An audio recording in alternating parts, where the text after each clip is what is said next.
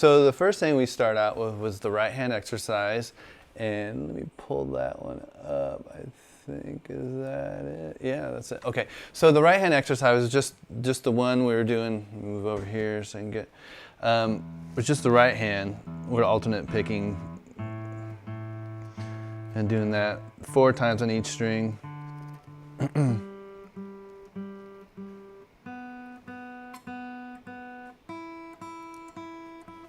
I know we were talking about using a metronome. I don't know if you guys got, hold on. Let's see if I can get mine out here. Come on. And it is, so I don't know if I talked to you guys about this Tempo app. It's a free one. It's on Android. It's also on iPhone, iOS. But it's great. And what I like, it's got a lot of capabilities. So it's worth getting hold of. So we were doing this, I can't remember what tempo, 70, 80, somewhere around there. So it's going to sound, let me turn the volume up. So you can hear this again. So it's going down, up, down, up.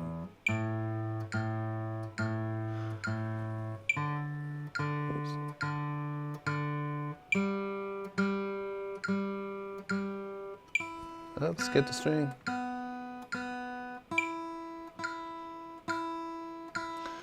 So with this, we're keeping our right hand on the guitar and we're just moving, coming up the strings as we go along there. We're just trying to get used to feeling the strings underneath our hand, and that's not an easy thing to do. So you just have to keep working on it. It just takes a lot of repetition. Really, that's all guitar or pretty much any instrument. It's just repetition. So practice, practice, lots of practice.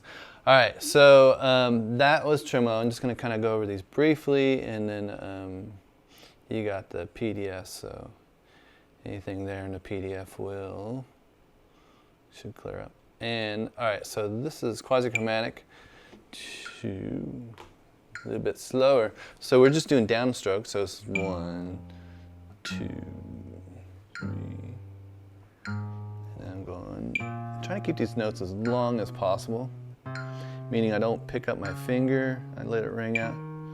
Sometimes I have 2 fingers down at once. You don't have to have all 4.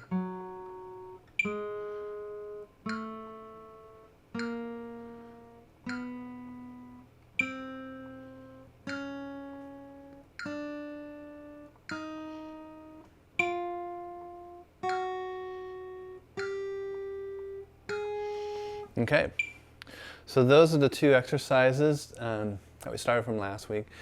And I have a new one for this week. Let me get that one up here.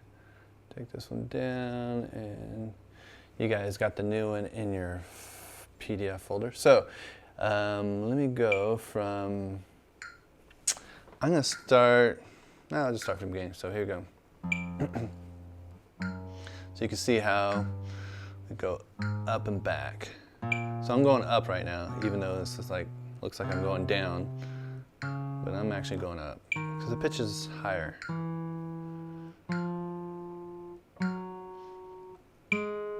Still picking down.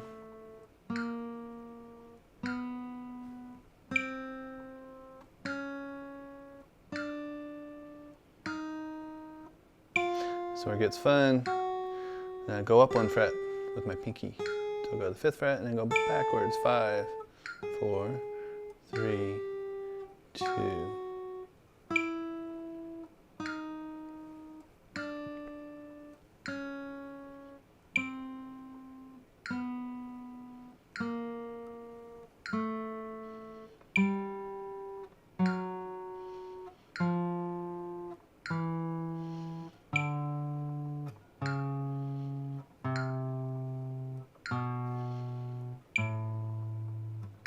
When I get to the end here, I start all over again. I go up 1 fret, start on the 3rd fret. And I just keep going. I know I don't have it written out any further, but yeah, basically you just keep climbing up as far as you'd like to take it. I'm going to stop right there. So that's basically the next step for the quasi chromatic. And so we're working on coordinating our pick with our fingers, and so there's a lot going on here. So lots of repetition. And I would say if you were going to spend more time on one than the other, I would say spend more time on the quasi chromatic, just because it's a bit more involved. So that is your quasi chromatic, the new addition of going up one fret and back down, and then over and back down. So the next, and I'm still keeping it at 40, so I wouldn't speed it up yet. So we'll talk about that later. Let's go into chords. So here are our chords from last week. And so we had the A chord, and our D chord, and our E chord. So we had, let's see, go to my next one. So we have a wild thing. So we got the, you know. And you don't have to play it that fast.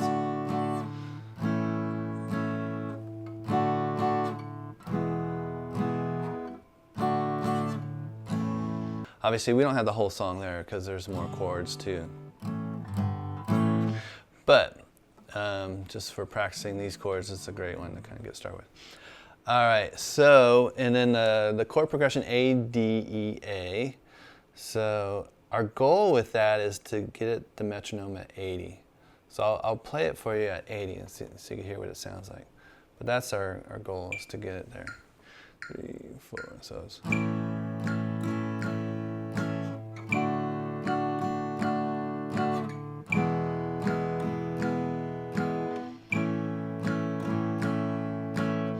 And we could just play that over and over, back and forth if we want.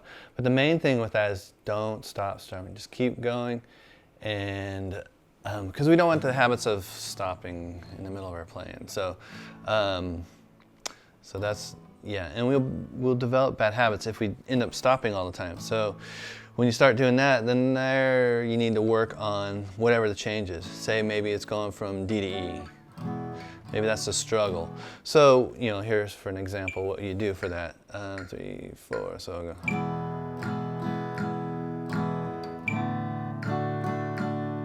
Oh, I went backwards.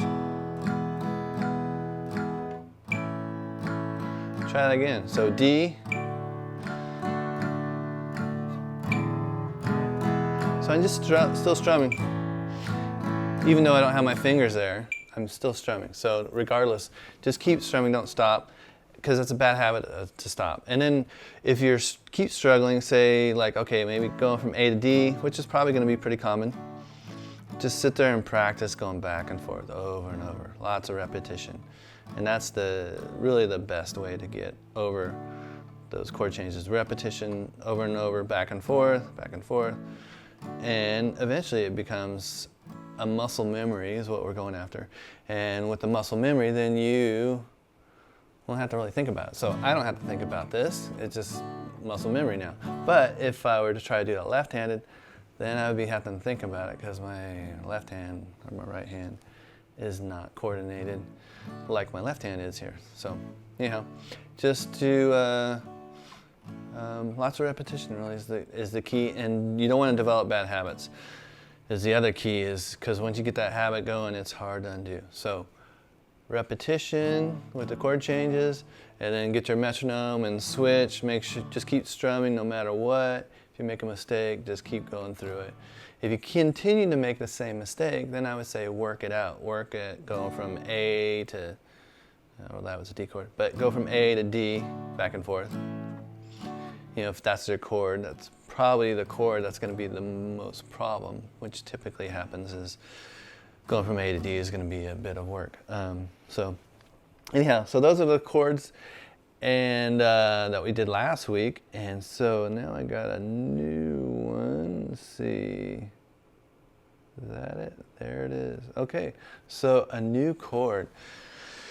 So we got an E minor chord. So this is a nice and easy chord. It's just 2 fingers. You can see it in the corner up here in the right corner. I don't know if you can see that or not. But there's your E minor chord. So nice and easy, 2 fingers. It's probably going to be the easiest chord you'll learn. But we've still got the other chords involved too. So another song from, I guess from the 60s. And so that one goes like this. So 3 strums on the A, and 3 strums on the E minor, and 2 on D. So it goes like this.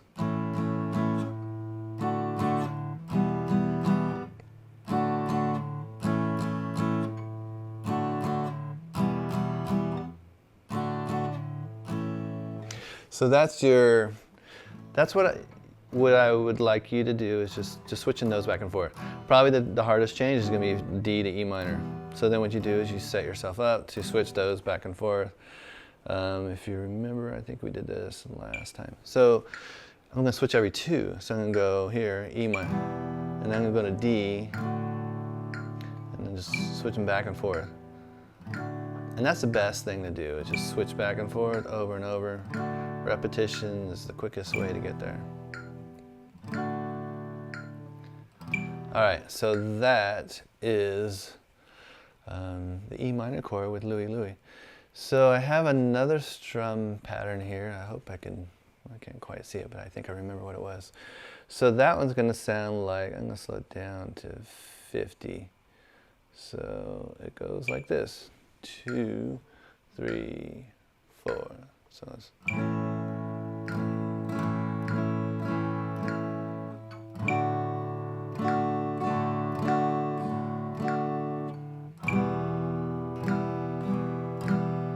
and then throw the E in here, back, and I'll repeat it.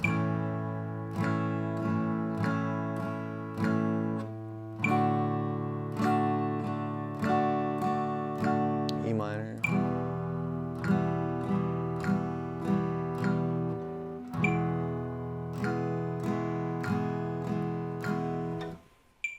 All right, let me do that again. I'm going to do it a little bit faster so you can kind of get an idea. Have it 2 speeds. I'm going to try it at 70, so let's do that.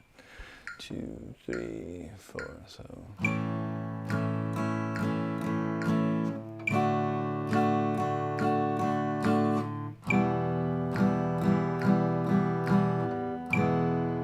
One more time. Oops.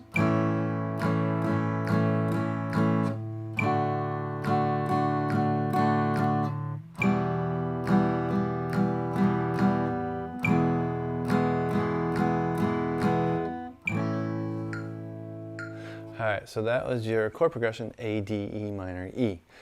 And I think that's pretty much covered it. So basically, what we are going for this week, we are working on an E minor chord.